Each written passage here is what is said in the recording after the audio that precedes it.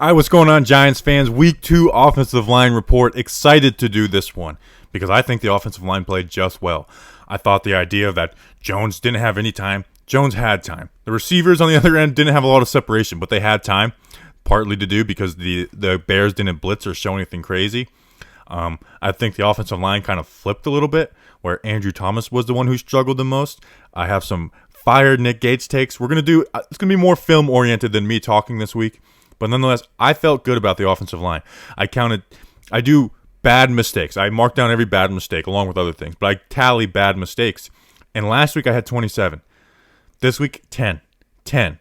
You might give up a pressure, but I don't look at that as a bad mistake. If you get pushed back 4 yards in a pass play, that happens. I don't look at it as a bad mistake. Maybe as a Giants fan, I'm not used to good offensive line play, so my bar has been lowered a little bit.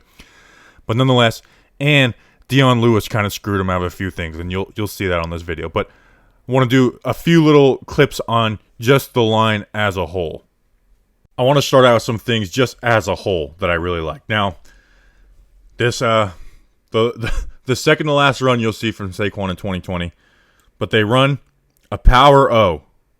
And what happens on this play? Hernandez has kick out, Tayden Smith has the lead block. Look at that hole. Watch Gates and Zeitler. Work that double team to perfection. Bam. Tayden, he sees that he's got the linebacker out here, forces him through the hole. Hernandez has kick out. He actually goes out with Ingram, so there's not much. Hernandez, at that point, should probably turn it up, but nonetheless, I mean, look at that hole. Thomas does a good job crossing face, and that's why it's an 18-yard run. Saquon was on for a big game. Here's what would have been another successful run. I don't know what Dion Lewis is doing on here. We got obviously a zone play. Everyone taking the same exact step. Gates and Hernandez work that double team to the backside linebacker. Bam. These two are working up to here. Toilolo does a decent job on here.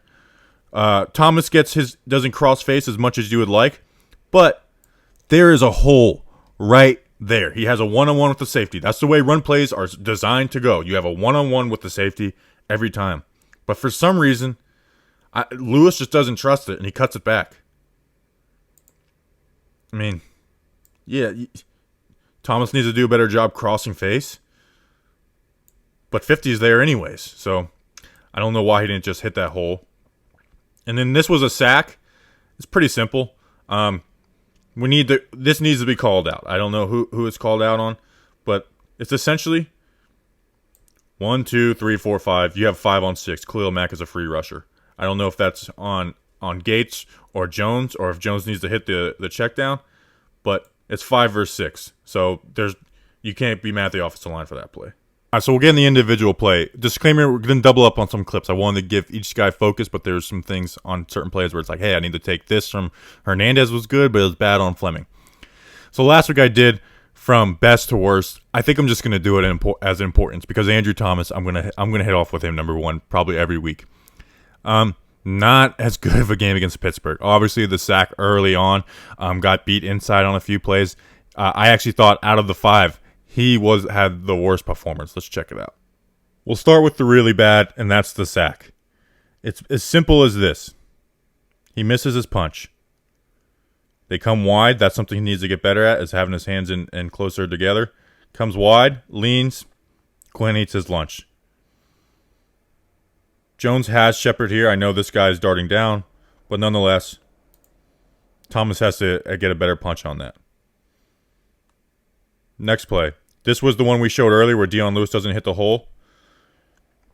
He just doesn't cross face. I mean, it's a hard block to make without, a hand from Hernandez, but you just got to cross face better.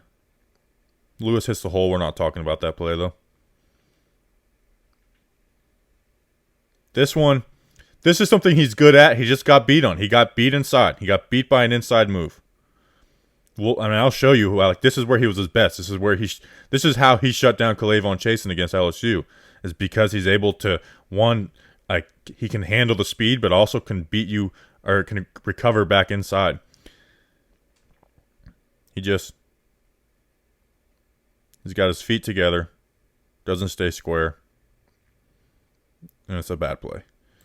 But here's the good. here's where he does get beat inside.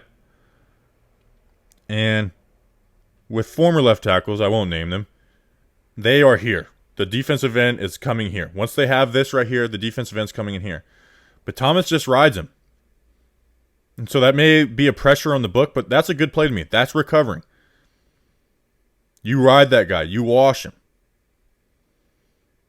And then here where he gets a stalemate on Khalil Mack. Khalil Mack does not get anything.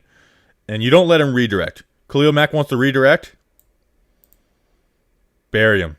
Bury him. Don't let him redirect. Don't let him redirect. Buries him. And then again, with the inside move. Bam, there we go. That right foot with power. With authority. Bam, washes him down. Washes him down. Jones could have moved to the left. He could have had 20 million seconds with that. Next is Nick Gates, and I thought he had an unbelievable game. He didn't have any really bad plays. There was one that I'll start off with that wasn't good, but it wasn't like horrendous where he just got totally beat. And if you're using the whole he didn't put his hand on the ball on the dummy snap, I'd have no idea what's going on there. The whole offense looked disinterested. I'm not going to pretend to know what's going on there, but let's just pretend that we do know and that he just forgot he was the center and forgot to put his hand on the ball. That does not negate this game. That does not negate this game. If you're calling for the benching of Nick Gates because of that, then you're just overreactionary. Sorry. But he looked really good. He had a game today, and is the reason why when we saw him at guard tackle that we thought he could move the center because of his in-play awareness. So I love what I saw out of him. And stop calling for Spencer Pulley. For the love of God, stop calling for Spencer Pulley. All right, let's take a look. Let's start with the one play where you could be like, man, this is not what you want. But after that, I mean, it's all good stuff. This is a stunt. The Bears ran stunts with Khalil Mack all game. I mean, he's a beast at them. He really is. And technically you want Zeitler to pop off here. But Gates needs to do better. He needs to get his feet over, put his hands on him, not just a shoulder. Fleming gets freaking taken down, but you can live with it because it's literally a two-step drop, one-step drop. So it doesn't affect the play at all, but nonetheless want to clean that up. All right, here's what the good. And here's something we've seen as Giants fans, especially at the center position.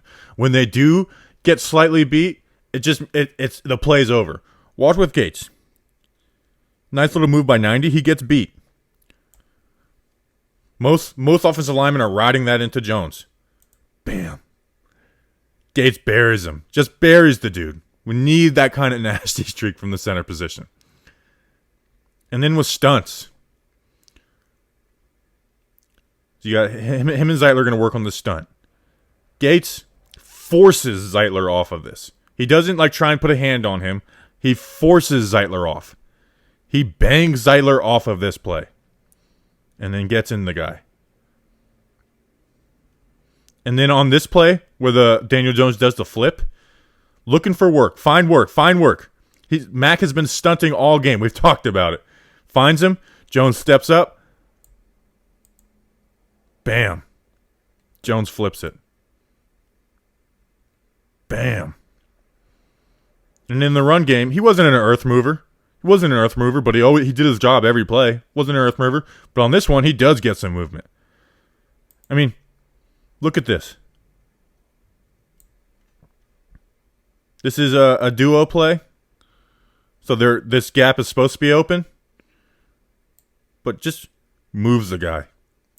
The running back is reading this linebacker. So if he plays it outside, I mean, that's a hole right there. So Gates, I was very happy with.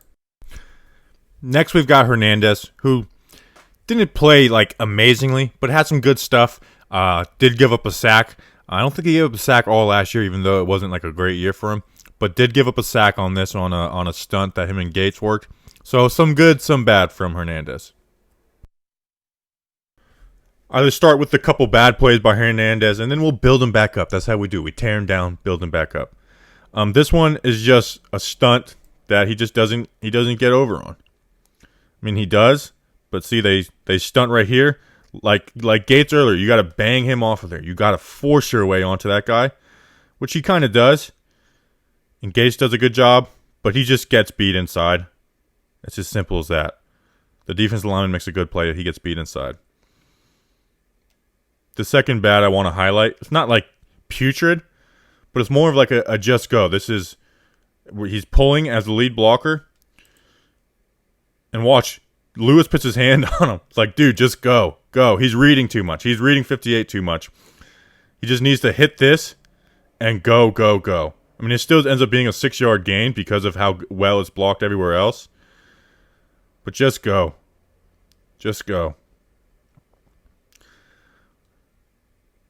With the good, Hernandez, he is wham blocking. He's kicking out Khalil Mack. Just full speed. Bam! Puts on him. I don't care if Khalil Mack is redirecting. If you want to be a guy that redirects, you're going to get pit on your ass. And this is a good shot by Hernandez. Now this one, Tayden Smith is playing outside. This is Power O. This was the one that got the 18 yards under Saquon. Why is Dion Lewis coming into here when he has all of this? I don't know. Like, he is taught to block the outside shoulder, which he does. Raekwon, he plays it inside because Tayden Smith has no idea that Dion Lewis is going through here. Maybe I'm wrong on that one, but nonetheless, a big opportunity gets screwed.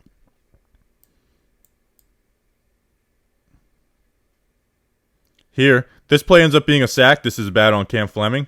We'll talk about that in a second. But offensive line coaches, I hope Colombo is teaching this. When these guys jump, you put your hands in their chest and you bury them. And that's exactly what he does. He gives up some ground. But if you're going to jump, I'm going to bury you. I'm going to bury you. And shows that nasty streak.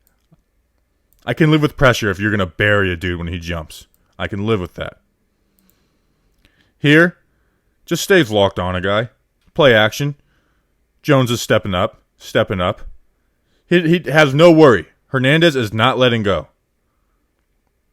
That's good pass protection. And on this one, this next one, he's just playing games. Just playing games with the defender. Wherever you go, man, I'm mirroring you. Wherever you go, I'm mirroring you. Just one hand playing with the dude. I get Gates giving some help, but never a worry. Nexus Zeitler had an unbelievable bounce back game. I didn't think he fell off a cliff, but there was a worry after that Pittsburgh game because it was the worst game I've ever seen him as a Giant. One mistake that's kind of funny, but it's not. And then we'll go from there. Don't really have a ton on Zeitler besides that he was really solid. I'll go through the one just mental mistake. So watch Jones. And then he moves Barkley to the other side. That's a river call. Now watch Zeitler and both Hernandez.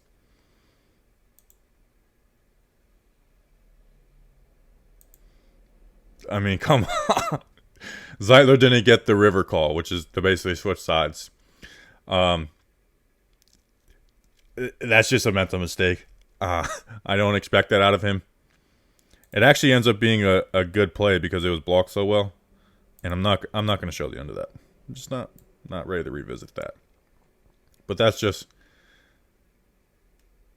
kind of silly. He saves Fleming on this one. They're running a stunt. Like I said, Khalil Mack stunts all game long.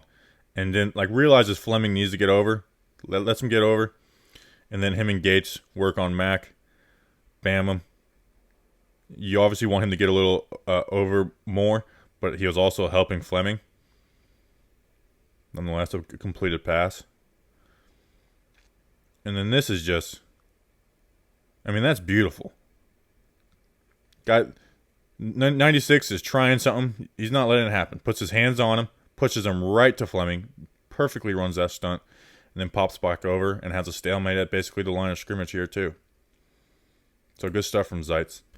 Last up we got Cam Fleming, who did give up a sack. But he exceeded my expectations, which admittedly are low. But this is the sack he gives up. And the first thing you'll notice, and this is what I can't stand, is immediately opens his hips. I don't know if he was expecting a chip block or what, but immediately opens his hips because Khalil Mack is playing that wide. I feel like you still want to get out vertical. Nonetheless, gets like 7-8 yards of depth, but just kind of gets beat around the edge. Jones pumps and runs up, so it's not like it's more of a cover sack. But nonetheless, you would like to get a little bit better out of that. They also helped him out a lot. I mean, watch Ingram chips him.